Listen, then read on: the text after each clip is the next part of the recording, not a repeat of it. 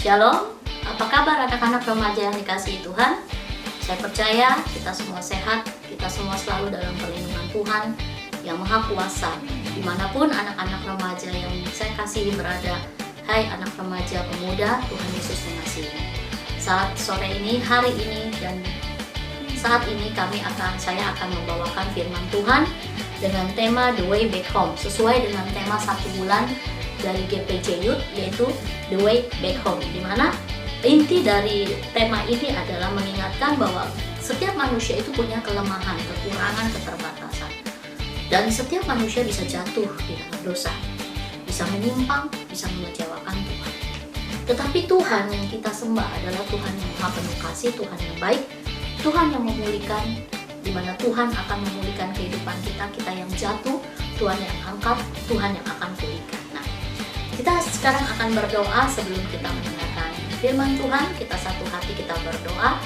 Bapa dalam surga, dalam nama Tuhan Yesus yang baik, saat hari ini Bapa, anak-anakmu, remaja, GPJ, pemuda, GPJ akan diisi kehidupan kami oleh kebenaran firman Tuhan. Biarlah setiap firman yang ditaburkan menjadi kehidupan di dalam hidup kami di dalam Tuhan dan Tuhan di dalam kami. Semakin kami mengalami pengenalan akan Kristus lebih jauh, semakin kami mengasihi Tuhan dan kami mempunyai kerinduan untuk menyenangkan hati Tuhan. Firman ini bekerja, Roh Kudus yang bekerja, urapi hamba-Mu yang akan menabur firman Tuhan, tutup bungkus dengan darah Yesus, dan siapapun anak remaja yang mendengarkan khotbah ini, Engkau akan diberkati. Tuhan Yesus mengasihi. Terima kasih Bapa, kami serahkan jam firman Tuhan ini ke dalam tangan kuasa Roh Kudus saja. Dalam nama Tuhan Yesus kami berdoa. Haleluya, amin. Oke, coba kita semua buka di dalam Mazmur 119 ayat 9 sampai 16. Saya akan bacakan. Dengan apakah seorang muda mempertahankan kelakuannya bersih? Dengan menjaganya sesuai dengan firman-Mu. Dengan segenap hatiku aku mencari Engkau. Janganlah biarkan aku menyimpang dari perintah-perintah-Mu. Dalam hatiku aku menyimpan janji-Mu, supaya aku jangan berdosa terhadap Engkau. Terpujilah Engkau ya Tuhan, ajarkanlah ketetapan-ketetapan-Mu kepadaku. Dengan bibirku aku menceritakan segala hukum yang Kau ucapkan. Atas petunjuk peringatan-peringatan-Mu aku bergembira, seperti atas segala harta. Aku hendak merenungkan titah-titah-Mu dan mengamat-amati jalan-jalan-Mu. Aku akan bergemar dalam ketetapan-ketetapan-Mu, firman-Mu tidak akan kulupakan. Lakukanlah kebajikan kepada hamba-Mu ini, supaya aku hidup, dan aku hendak berpegang pada firman-Mu. Janganlah singkapkan mataku, supaya aku memandang keajaiban-keajaiban dari Taurat-Mu. Oke, saya akan menjelaskan sampai ayat 16 saja. Tentang The Way Back Home, sebelumnya saya akan mengupas dulu bagaimana kehidupan manusia yang tidak sempurna ini mudah jatuh. Saya menegaskan, hai anak-anak muda remaja, jangan ada yang ragu sedikit pun. Tuhan Yesus baik. Katakan, jangan ada yang ragu. Semua kita harus percaya dan mengatakan Tuhan Yesus baik.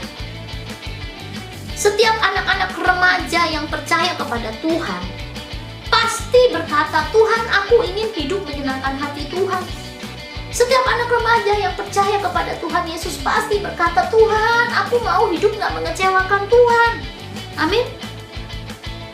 Nah, pertanyaan saya, siapakah pemuda dan remaja yang gak pernah gagal dalam perjalanan kehidupan? Yang tidak pernah gagal siapa? Siapa anak-anak pemuda yang remaja dalam kehidupannya tidak pernah mengecewakan Tuhan?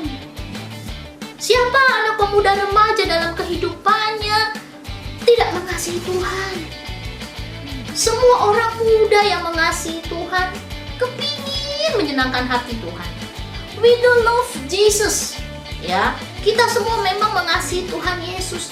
Tetapi sometimes kadang-kadang dalam perjalanan rohani kita, dalam perjalanan kehidupan kita bisa jatuh. Yang namanya jatuh itu pasti bisa jatuh. Nah, sekarang kalau ketika kita jatuh, apakah Tuhan mengampuni kita? Lalu berapa kali Tuhan mengampuni saya? Kalau Alkitab bilang 70 kali 7 itu Tuhan suruh kita mengasihi sesama 70 kali 7 kali, mengampuni sesama 70 kali 7 kali. Nah, ketika kita jatuh dalam dosa, berapa kali Tuhan mengampuni kita? 1 kali Tuhan ampuni ya, 2 kali Tuhan ampuni ya, 3 kali Tuhan ampuni saya nggak? 4 kali jatuh, Chihuahua, Tuhan ampuni saya nggak? Udah 4 kali jatuh. Lalu saya menjawab, diampuni. Wah, pasti pemuda remaja saya 1 kali jatuh diampuni, 2 kali jatuh diampuni, 3 kali jatuh diampuni, 4 kali jatuh saya diampuni. Dijawab, diampuni. Oh, senang, wah gembira. Berarti 4 kali jatuh saya diampuni. Persoalannya bukan berapa kali kita banyak jatuh, ya, bukan persoalannya berapa kali kamu jatuh dalam dosa, berapa kali, 1, 2, 3, 4, 5, bukan masalahnya itu. Tetapi masalahnya muka kita tebal, alias muka tembok di hadapan Tuhan. Jatuh diampuni, jatuh diampuni, jatuh diampuni, jatuh bangun. Masalahnya kamu muka tembok atau muka tebal di hadapan Tuhan.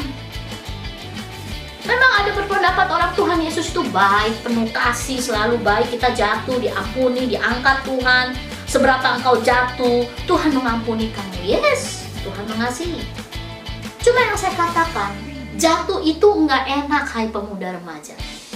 Yang namanya jatuh nggak enak. Setiap jatuh pasti kita ngerasain sakit. Nggak ada tuh orang, jatuh, enak, jatuh lagi. Enggak, yang namanya jatuh tuh nggak enak. Sama, setiap dosa juga membawa kehancuran. Ingat, setiap dosa itu membawa kehancuran. Oh, ada dosa kecil, dosa gede. Enggak, dosa adalah dosa. Dosa adalah dosa. Setiap dosa pasti bawa kehancuran. Makin banyak kita jatuh, kita lagi jalan jatuh. Hei, tubuh kamu itu berarti lemah. Dan ketika kamu banyak jatuh, kamu itu makin lemah. Dan makin hidupmu itu makin susah. Paham? Ketika kamu banyak jatuh tuh makin lemah nih, kita jatuh. Jalan jatuh. Itu mesti diperiksa itu. Ada apa dengan tulangnya, ada apa dengan keseimbangan tubuhnya. Ya, dan bisa hancur jikalau kamu terus-menerus jatuh. Jadi bukan soal boleh atau tidak. Diampunin loh sekali, 2 kali. Berdosa, jatuh dosa diampunin. Bukan soal itu, tetapi it's about pain or not. Itu sebab sakit atau enggak. Jatuh itu sakit. Saya katakan, jatuh itu sakit. Kalau anak kecil belajar jalan, jatuh, suka nangis, gitu kan, nangis. Ada juga anak jatuh, dia lihat kanan kiri nggak ada orang, dia bangun lagi, jalan lagi, nahan sakit. Nah, kalau usia saya, kita ada yang udah remaja, pemuda, apalagi yang udah ibu-ibu ya, kalau jatuh itu malu. Kalau anak kecil jatuh itu kita maklumin. Tapi kalau orang udah tua gini kayak seumur saya jatuh, malu-maluin. Saya pernah jalan ke pasar, ini saking buru-buru jatuh, kepleset, truk gitu. Wih, saya malunya ampun, malu banget ya. Semua orang pada udah tua kok jatuh, gitu kan? Udah gede kok jatuh. Saya malu, udah nyusuk, sakit, malu. Hari pertama nggak kenapa-napa, besoknya ampun, ini lutut saya sakit. Itu yang namanya jatuh pasti sakit. It's about pain or not. Jadi intinya yang namanya dosa itu pasti membawa kehancuran. Ya, every sin bring damage. Setiap dosa membawa kehancuran. Nah, sekarang kita yang tadi kita baca Mazmur 119 ayat 9 sampai 16 saja ya. Di sini dikatakan ayat 9, dengan apakah seorang muda mempertahankan kelakuannya bersih? Ada kata-kata mempertahankan. Artinya apa mempertahankan? Sesuatu yang kita pertahankan. Saya pertahankan Alkitab. Kamu rampas apapun, saya tetap pertahankan. Ini namanya mempertahankan. Ya. Karena apa? Artinya apa? Setan mau saja merusak setiap kehidupan pemuda dan remaja. Itu kerjaannya setan, maunya merusak kehidupan pemuda dan remaja. Jadi kita harus mempertahankan supaya kita nggak dirusak sama si setan. Paham? Nah, merusak Ya, kalau dikatakan artinya merusak apa? Kalau saya simpulkan merusak itu artinya ngejorokin. Tahu ngejorokin? Bahasa Betawi, didorong dari belakang, jorokin, ngejorokin, bisa jorokin, kecemplung gitu ya. Itu namanya jorokin. Setan itu paling sering ngejorokin manusia jatuh dalam dosa. Itu kerjanya setan. Ngejorokin kamu dan saya, ngejorokin pemuda-pemuda remaja yang tidak, pemuda-pemuda remaja Kristus jatuh. Hati-hati. Oleh karena itu kita harus mempertahankan, di sini firman Tuhan, mempertahankan kelakuannya bersih. Satu ilustrasi tentang ngejorokin, ada sebuah kapal besar. Ada seorang anak kecemplung di laut. Tiba-tiba semua orang teriak, aduh, ada lagi orang tuanya nangis, anakku. Tiba-tiba ada kakek-kakek kecemplung lagi. Kakek-kakeknya benar-benar jadi superhero. Dia berenang, dia tolong itu anak. Benar-benar seperti Superman ya. Dia tolong tuh anak, dia bawa, akhirnya berhasil diselamatkan karena perjuangan si kakek. Setelah selesai, orang-orang bertepuk tangan, hebat, wih opa hebat bisa nolongin anak, ini hebat banget opa. Si opa berdiri dengan muka marah. Di antara kalian, siapa tadi yang ngejorokin saya? Jadi si opa nyemplung karena ada yang ngejorokin. Dia nyemplung, ngejorokin, akhirnya dia berjuang menyelamatkan ini anak. Itu tuh namanya menyemplungkan, dicemplungin, dijorokin tuh seperti itu. Jadi setan itu kerjanya gitu, mau jorokin anak remaja dan pemuda untuk jatuh, menjatuhkan kalian. Tetapi dengan apakah seorang muda mempertahankan kelakuan bersihnya? Dengan menjaganya sesuai dengan firman Tuhan. Ada kata menjaga. Apa sih arti kata menjaga? Menjaga itu arti sesuatu yang benar-benar kamu protek, ya, harus dijaga, harus benar-benar kamu kuat. Apa yang harus dijaga? Di ayat 10-16 dikatakan, dengan segenap hatiku aku mencari engkau. Nah, ini namanya menjaga. Dengan mencari Tuhan, jangan biarkan aku menyimpang dari perintah-perintahmu. Ini menjaga. Dalam bentuk hatiku, aku menyimpan janjimu. Ini menjaga. Supaya aku jangan berdosa terhadap engkau. Menjaga. Supaya jangan jatuh dalam dosa. Menjaga, terpujilah engkau ya Tuhan. Ajarkanlah ketetapan-ketetapanmu kepadaku. Menjaga ketetapan-ketetapan Tuhan. Yang ke-13, dengan bibirku aku menceritakan segala hukum yang kau ucapkan. Ini menjaga. Bibirnya digunakan untuk memuliakan Tuhan. Atas petunjuk peringatan-peringatanmu aku bergembira, seperti atas segala harta. Aku hendak merenungkan titah-titahmu dan mengamat-amati jalan-jalanmu. Aku akan bergema dalam ketepatan-ketetapanmu, firmanmu tidak akan kulupakan. Ini menjaganya. Ini yang namanya menjaga. Hidup benar sesuai dengan firman Tuhan. Nah, sekarang kita akan lihat, apa sih yang membuat orang muda jatuh? Pemuda dan remaja ini rentan. Apa yang membuat saya bisa jatuh sebagai usia pemuda dan remaja? Kita akan lihat hal yang pertama, saya simpulkan. Yang membuat orang muda jatuh adalah satu, hayalan-hayalan yang gak terkendali. Hati-hati dengan hayalan-hayalan. Hayalan-hayalan, angan-angan, fantasi yang gak terkendali. Hati-hati. Hayalan yang tidak terkendali berbahaya. Kamu menjadi seorang anak pemuda remaja yang tidak bisa menerima realita hidup, kenyataan hidup. Kamu hidup di dalam hayalan, kamu hidup di dalam imajinasimu, kamu hidup di dalam angan-anganmu, kamu hidup di dalam fantasimu. Ini bahaya. Kamu tidak bisa menerima realita. Akibatnya, kamu bisa jadi orang yang perfeksionis. Perfeksionis itu seseorang yang terlalu yakin bahwa sakit saya itu harus menjadi sempurna.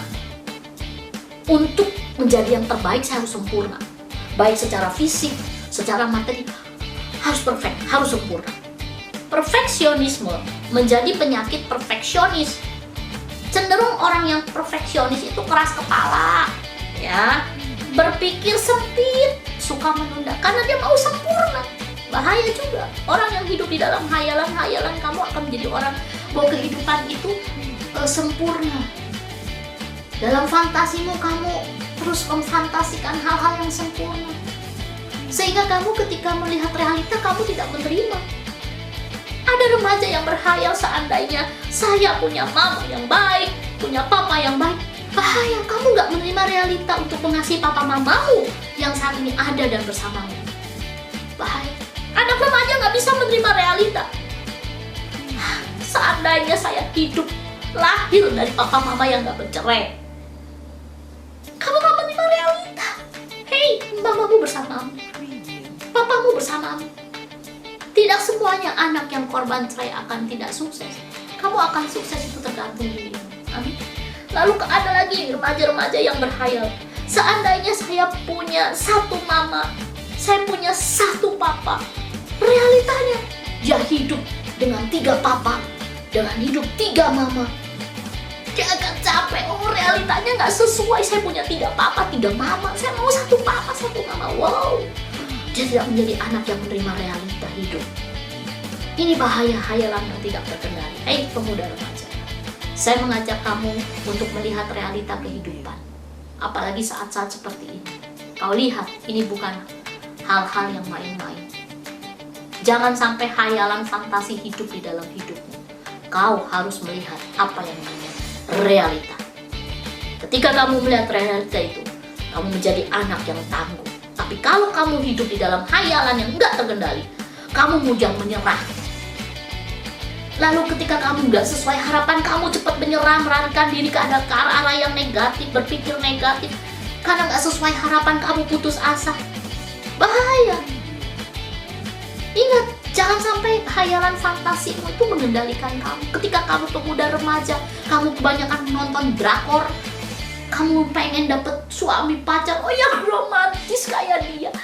Aduh, dikasih bunga, dibawain makanan, aduh pokoknya ada bersama, kemana-mana bersama. Pret, kamu hidup di dalam hayalan.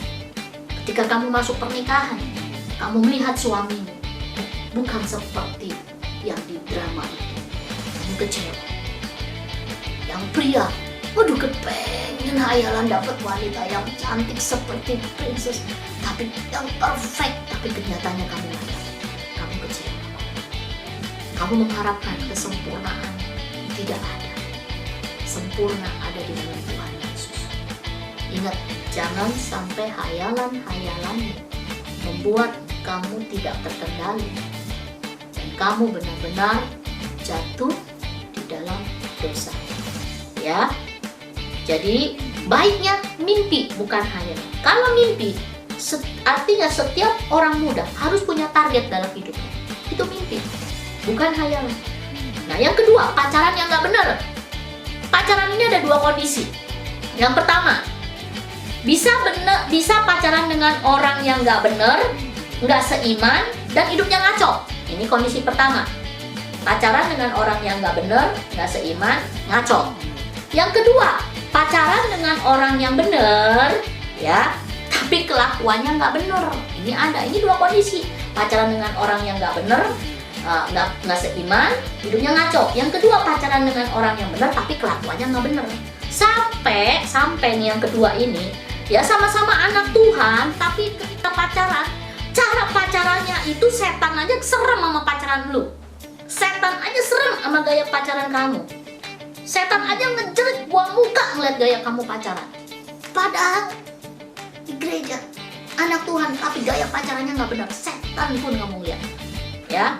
Jadi masa pacaran itu adalah masa titik balik dalam kehidupan kita. Masa titik balik. Jadi kalau kamu pacaran dengan orang yang hebat, kamu akan hebat.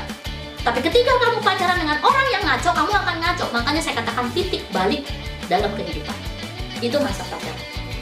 Ya, wow, jadi kamu harus tahu, yang jomblo, nikmatin masa jomblomu, isi dengan melayani Tuhan. Kamu nggak akan mati kok kalau kamu nggak pacaran. Benar apa benar? Sekarang yang ngebunuh itu corona, bukan nggak pacaran. Orang nggak pacaran nggak akan mati. Jadi ini yang kedua. Ya, hati-hati, pacaran yang tidak benar itu membuat kamu jatuh dalam dosa. Yang ketiga, ego yang nggak dikendalikan. Ya, kamu cepat berego, cepat tersinggung. Wah, karena tidak diterima, merasa nggak diterima, kamu mundur dari pelayanan, mundur dari yang bahayanya, mundur dari jemaat, jadi jemaat, terus yang bahayanya mundur dari gereja. Ini berbahaya. Orang-orang yang ego susah dapat Pacar. Siapa yang mau pacaran sama orang egois? Ada. Ini ego yang gak dikendalikan, membuat kamu jatuh. Yang keempat, merasa so tahu, so pinter, merasa paling benar sendiri. Nah ini anak-anak remaja, sering merasa sok pinter, sok tahu, merasa menang sendiri. Apalagi merasa, ya hai, aku ini generasi Z milenial. Hei anak remaja, harus rendah hati. Orang itu jatuh bukan karena bodoh, tapi karena sok pinter, sok tahu. Belajar dong menyadari, terima kasih Tuhan buat setiap masalah yang saya hadapi. Masalah ini mempunyai tujuan yang terbaik untuk saya. Belajar, jangan jadi sok tahu, sok pinter, apalagi nyolot. Ketika kamu, banyak sekarang berhenti kerja. Ketika saya tanya kenapa, masalahnya bukan di kerjaannya, tapi masalah orang ini pribadinya. Ketika ditegur bos baik pun dia bisa kata-katanya berlipat-lipat kali ganda. Wow. Orang bosnya menegur cuma kasih input seperti ini, dia langsung kickback, sok tahu, sok pintar. Oh bahaya, kamu akan putus nyambung di dalam pekerjaan, jadi pengangguran. Ya jangan sok tahu. Yang kelima, nggak fokus pada masa depan. Nah ini hati-hati. Banyak anak remaja berkata, masa sekarang adalah life is about now and today. Jadi hidup itu hari ini dan sekarang. Nggak mikirin masa depan, udah nikmatin aja hidup hari ini dan hari ini dan sekarang. Bagi dia hidup itu persoalan hari ini. Hei teman-teman remaja, berakhirnya hidup kita ketika kita tidur malam ini. Ingat ya, berakhirnya kehidupanmu dan saya ketika tidur malam ini. Kamu tidur jam 12 malam, jam 1, jam 2 malam, jam 3 pagi, terserah. Jam 10, jam 9, kamu tidur. Ketika besok kamu bangun pagi, kamu lihat. Apa yang kau lihat di atas langit? Apa putih semua? Atau gelap? Atau hijau? Atau biru? Makanya saya katakan, hidup bukan soal hari ini. Kamu harus punya perincian untuk, kamu harus menetapkan atau mempersiapkan untuk masa depan. Hidup tidak berakhir untuk hari ini. Malam ini, hidup kita itu berakhir atau tidak, itu jawabannya malam. Setiap malam kamu tidur, kamu katakan Tuhan terima kasih. Kebanyakan orang gampang sekali mengisi hari-hari di dalam kehidupan dia dengan dugem, clubbing dan sebagainya. Mereka berkatakan, if today I am happy, it's enough. Jadi udah enjoy your life. Pokoknya hari ini kita senang, hari ini sukacita. Udah, nggak usah mikirin masa depan. Yes. Hidup bukan untuk hari ini. Kesusahan hari ini cukup untuk hari ini. Ingat, hidup itu berakhir nanti malam. Ya, pertahankan masa mudamu. Jangan jatuh. Punya life commitment with God. Fokus pada masa depan. Saya sering katakan, hai pemuda remaja, apa yang kau tabur di usia pemuda dan remajamu, kamu akan tuai nanti ketika kamu tua. Camkan itu, ingatkan. Buat life commitment with God. Jangan katakan saya jatuh, sudah stop, jatuh sakit. Setiap dosa pasti ada apa ya? Ada imbasnya. Setiap dosa pasti ada lukanya. Setiap dosa pasti ada upahnya. Hati-hati dengan dosa. Jangan bermain dengan dosa. Ketika kau jatuh di dalam dosa, ayo cepat saat ini saya katakan bertobat. Cari Tuhan. Sekarang manusia perlu Tuhan, ayo pemuda remaja. Jangan pandang usiamu masih remaja. Oh jiwawa, yang kena corona itu mah orang-orang tua yang udah sakit. Kata siapa? Mau tidak memandang siapa kau. Paham? Selagi masih ada waktu, hayu, jangan sampai jatuh, sakit. Pertahankan hidup masa mudamu dengan benar, sesuai dengan firman Tuhan. Amin. Tuhan sayang sama kita. Tuhan Yesus mengasihimu, Tuhan Yesus mengasihi kita semua. Jaga kehidupan masa mudamu dengan melakukan firman Tuhan. Pertahankan, ingat, pertahankan. Menjaga hidup yang bersih di hadapan Tuhan. Tuhan Yesus mengasihi. Biarlah firman Tuhan ini berikan suatu keingatan, menyadari kita anak-anak pemuda remaja. Jangan simpelkan hidup. Hidup ini untuk apa? Hidup untuk menyenangkan Tuhan. Ingat hal-hal yang bisa membuat kamu jatuh. Hayalan yang tak terkendali. Yang kedua, pacaran yang gak benar. Yang ketiga, ego yang gak mau dikendalikan. Yang keempat, merasa sok tahu, sok pintar. Yang kelima, ya karena nggak fokus pada masa depan. Ingat, 5 hal ini yang membuat pemuda dan remaja bisa jatuh. Katakan kepada Tuhan, aku mau buat komitmen dengan Tuhan.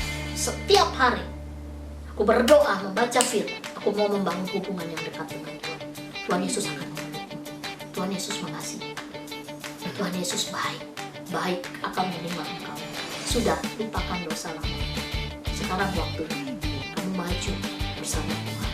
Kamu terus bekerja di ladang Tuhan. Terus mencintai Tuhan sendiri. Amin. Tuhan Yesus memberkati. Kita berdoa. Bapa dalam surga, dalam nama Tuhan Yesus kami mengucap syukur buat firman pada saat siang ini, Bapa, pada saat hari ini.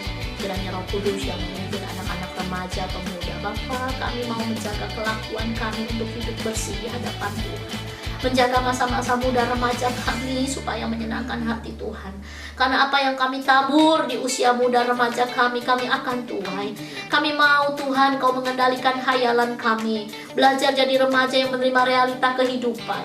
Kami mau Tuhan mengendalikan ego kami. Kami mau Tuhan melibatkan Tuhan ketika kami mungkin masuk dalam suatu era masa berpacaran. Tuhan, biarkan kami bisa hidup kudus, hidup benar di masa-masa berpacaran kami, Bapa. Kami juga mau Tuhan supaya kami tidak so tahu, tapi Tuhan, biar Tuhan selalu beri hikmat kepada kami supaya kami menjadi anak remaja pemuda yang rendah hati, yang mau mengucap syukur terus kepada Tuhan, rendah hati kepada sesama, rendah hati kepada orang tua, rendah hati kepada gembala, rendah hati kepada teman-teman dan sahabat, bahkan kepada guru, bahkan kepada rekan-rekan kami. Kami juga mau menjadi remaja yang fokus ke masa depan kami. Kami mau membangun suatu komitmen bersama Tuhan. Terima kasih Bapa buat firman-Mu. Biarlah Kau memberkati anak-anak remaja dimanapun yang menonton firman Tuhan ini, menonton khotbah ini Tuhan. Berkati mereka yang jatuh dalam dosa, Tuhan pulihkan. Saat ini Kau ingat Tuhan mengasihi-Mu, Kau bangun dari dosa-Mu. Kau harus pulih supaya Kau berkenan kehidupan-Mu di dalam Tuhan. Terima kasih Bapa, kami berdoa untuk bangsa dan negara kami Indonesia. Tuhan menyelamatkan Indonesia. Kami percaya waktu Tuhan bekerja, lepaskan dari kuasa-kuasa yang mengikat bangsa ini di dalam nama Tuhan Yesus. Indonesia sembuh, Indonesia pulih, Indonesia dibenarkan oleh Tuhan, Indonesia diselamatkan oleh Tuhan. Berkati Bapak Jokowi, berkati Bapak Wakil Presiden, baik Menteri Kesehatan, mereka-mereka yang ada di garda depan, tim medis, dokter, perawat, juga tutup bungkus dengan darah-Mu. Gereja-gereja Tuhan juga tetap memancarkan sinar sebagai terang dan dalam dunia. Terima kasih Bapak yang baik. Kami serahkan negara bangsa kami ke dalam tangan-Mu. Kami percaya semua akan Tuhan jadikan baik. Kami percaya rancangan-Mu adalah rancangan damai sejahtera, bukan kecelakaan, rancangan yang memberikan masa depan yang penuh harapan. Terima kasih Bapa, kami serahkan semuanya ke dalam tangan-Mu di dalam nama Tuhan Yesus. Kiranya damai sejahtera Tuhan Yesus Kristus menyertai kita semua di dalam nama Tuhan Yesus. Tuhan memberkati engkau dan melindungi engkau. Tuhan menyinari engkau dengan wajah-Nya dan memberikan kau kasih karunia. Tuhan menghadapkan wajah-Nya kepadamu dan memberikan kau damai sejahtera.